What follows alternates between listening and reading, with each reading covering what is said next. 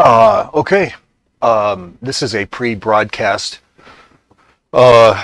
intro uh, for before the July 4th extravaganza of running some miniature games live. And if you wish to participate, the most you will be able to do, because of we need to make this as simple as possible because it's just laborious. Use the chat function and or email for more privacy.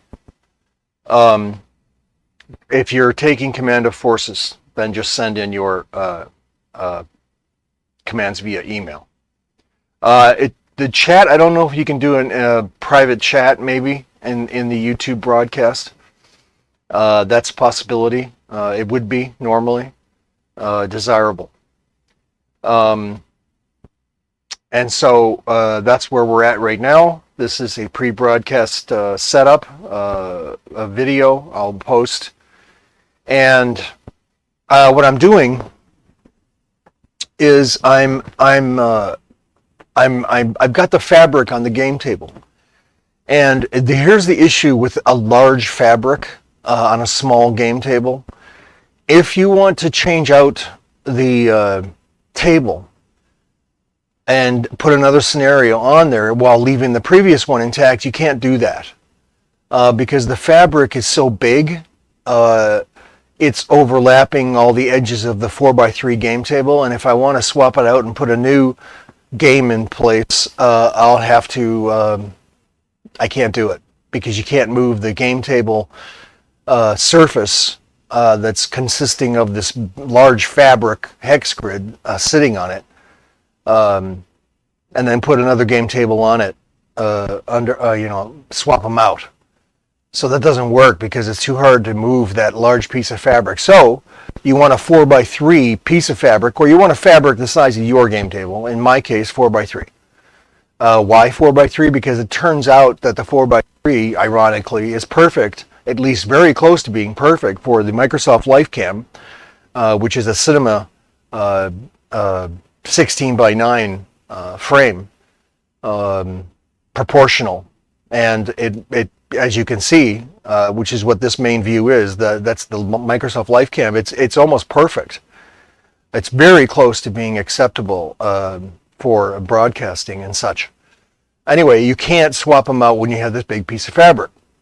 So I have small pieces of fabric, but they don't have the graphics already printed on it. So I have to make a choice. As you can see here, we have rivers and roads, which makes it a lot easier to come up with ideas for a scenario and throw other terrain on. But the problem is that I don't want to cut this big sheet of fabric into smaller pieces, because by scrolling the large fabric around, you can get multiple views and orientations and scenarios, because you just printed one large piece of fabric with all this graphic on it, and you can just move it around and get unlimited number of views and perspectives and different battles. And again, it's admittedly it's all laid out as our moniker is 172 Wargaming, and that's what we mostly do, right? Except for the last couple of years, we've injected the 10 millimeter Hex Command Nova, which is our version of BattleTech. And now, as I said in yesterday's live broadcast, the 10 millimeter American Civil War thing, the invasion scenario. So that's where we're at right now. And I'm thinking about not putting this fabric on here, because if I want to swap it out with a different board, then it won't be possible. I don't know. And one might say, well, just use the same board. Play the one game, clean it up, change it then. And I'm like, okay, but what if I set up this game and the scenario and all the terrain and everything, and it turns out to be kick-ass? I want to save it by moving it away. I don't want to take it down, right? So, and I guess I should caveat, what I have in my storage area is what I call a battle stack.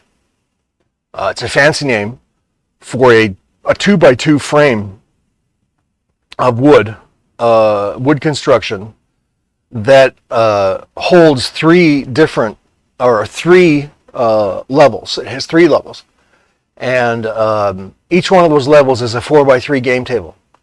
I slide it into position. If I set something up and it's awesome, I keep it. I slide it up there. So I have a choice of three games if I want to. I can design three different levels of miniature war games and then put them away and swap them out as I desire. It's a little unwieldy at first. You have to be careful. It's not heavy. That's the reason the 4x3. It's not heavy, but it's unwieldy. So you have to be careful picking it up from the actual surface of the game table, which is I don't know, it's just a card table or something. Picking up all the terrain and stuff and the figures, whatever, and then moving it to the back area and sliding it in position and then taking a new board and putting it on out here. And then setting that up, etc., etc. So it's called the Battle Stack, and the design is online. I think it's in my OneDrive or something or other. But anyway, maybe it's just an image. But anybody, you can make it, anybody can do it. It's just a 2x2 frame. So 2x2 pieces of wood, as straight and flat as you can find from your local hardware store. Make a frame and make it solid and put it somewhere where it's never going to be interfered with. For me, it's on a concrete pad in our crawl space. It's reachable from entry through a couple of doors and straight from the game area out here right to the battle stack itself.